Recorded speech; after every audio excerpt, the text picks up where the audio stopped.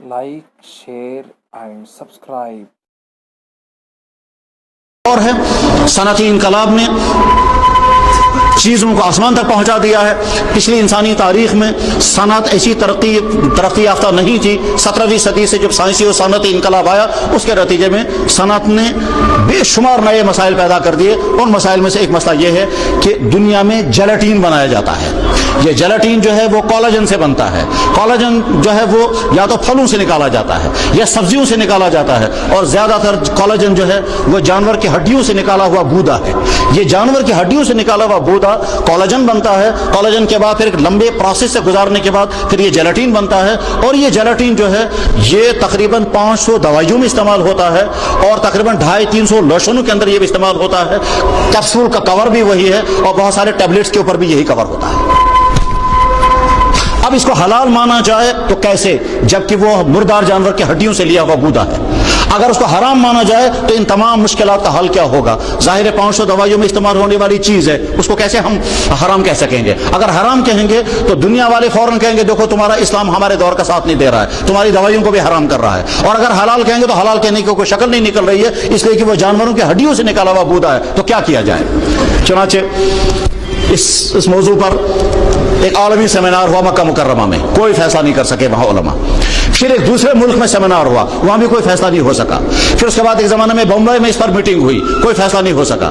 اس کے بعد پھر حیدرآباد میں ایک میٹنگ چل رہی تھی اسی ٹاپک پر کہ صاحب جیلاٹین جو تقریباً 500 دوائیوں میں استعمال ہونے والی ایک لازمی لکوڈ چیز ہے، اس سے ہم بچ نہیں سکیں گے، اس کو حلال مان لیں تو کیسے حلال مانیں گے جب وہ مردار جانور کی ہڈیوں سے نکالا ہوا گودا ہے؟ اور اگر حرام مان لیں تو امت مشکلات میں پھنس جائے گی، کیا کیا جائے گا؟ چنانچہ پھر میٹنگوں پر میٹنگیں ہوتی رہیں، کوئی فیصلہ نہیں ہو سکا۔ تو مجھے یاد آتا ہے کہ جب حیدرآباد میں سیمینار ہو رہا تھا، حیدرآباد کے سیمینار میں ایک عرب عالم کھڑے ہو کر کے کیا کہتے ہیں؟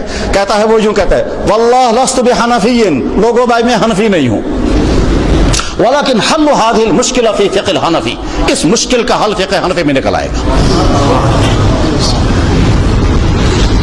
جو وہ کہہ رہا تھا سننے والے سمجھ رہے تھے، کیونکہ وہ سارے علماء تھے، وہ تو سارے بڑے بڑے محققین تھے، بڑے بڑے فقہا تھے، وہ سب سمجھ رہے تھے یہ کیا کہہ رہا ہے۔ کیا تھا وہ؟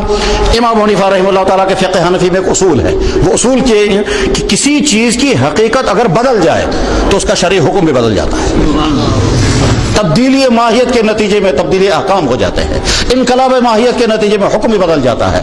گوبر کو جلا دیا گیا، جلانے کے بعد اب یہ راکھ بن گئی، کیا یہ راکھ بھی ناپاک ہے جیسے گوبر ناپاک تھا؟ جواب ہے اگر نہیں، اب یہ ناپاک نہیں ہے، وہ تو گوبر کی حقیقت بدل چکی ہے، اس کا کیمیکل چینج بھی ہو گیا، اس کا فزیکل چینج بھی ہو گیا، اس کی تاثیر بھی ساری بدل گئی، آگ نے اس کی تمام حقیقت بدل دی ہے۔ اب یہ راکھ جو ہے یہ راکھ پاک ہے، گوبر پہلے ناپاک تھا۔ انسانی فضلہ جمع کیا گیا، اس کو جلایا گیا، جلانے کے بعد یہ جو راکھ ہے، یہ راکھ اگر بدن میں لگ جائے گی یہ ناپاک نہیں ہے۔ یہ اس کی سادہ سی مثال ہے۔ انقلاب حقیقت سے احکام بدل جاتے ہیں۔ یہ اصول کہاں سے لیا تھا؟ امام حنیفہ نے یہ اصول لیا ہے حدیث سے، اور وہ حدیث ہے حدیث بریرہ۔ حضرت بریرہ رضی اللہ تعالیٰ عنہ حضور نبی علیہ السلام کے گھر میں ایک باندی تھی، آزاد شدہ باندی تھی۔ ایک مرتبہ حضور گھر میں تشریف لائے تو جب کھانے کے لیے بیٹھے تو حضور کی خدمت میں کوئی سیدھا سادہ کھانا پیش کیا گیا۔ آپ نے فرمایا کہ جس وقت میں اندر آیا تھا اس وقت گوشت کی خوشبو آ رہی تھی، سو ماز کا دھو، وہ گوشت کہاں رکھا گیا؟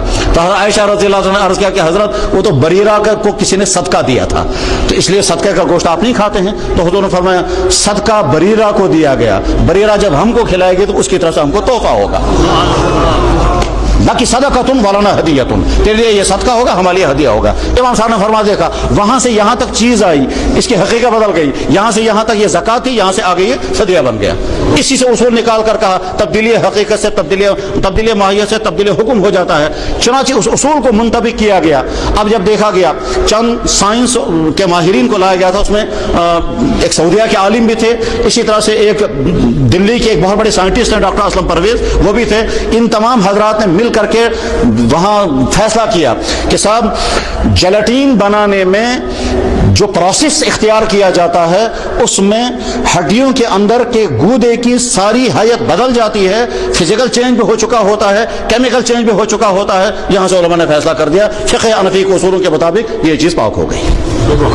چنانچہ کپسول کا کور، اسی کا وہ کپسول کا کور جو وہ وہی ہوتا ہے، اور یہ جو لوشن لگائے جاتے ہیں اور یہ جو عورتیں گھونٹوں پر لگاتے ہیں وہ لالی، اور اسی طرح سے ناخنوں پر جو لگایا جاتا ہے وہ سارا وہی ہوتا ہے۔ اس طرح سے فقہ حنفی کے نتیجے میں وہ مسئلہ حل ہوا جس کی ساری دنیا کے چاروں فقہا کے ماننے والے گھٹنے ٹیک کر بیٹھے تھے، حل نہیں نکل رہا تھا کچھ۔ امام ابو حنیفہ رحمہ اللہ تعالیٰ کا کارنامہ یہی ہے کہ آپ نے دنیا کے انسانوں کے سامنے وہ فقہی ضابطہ پیش کر دیا جس کے نتیجے میں دین آسان سے آسان تر ہو گیا۔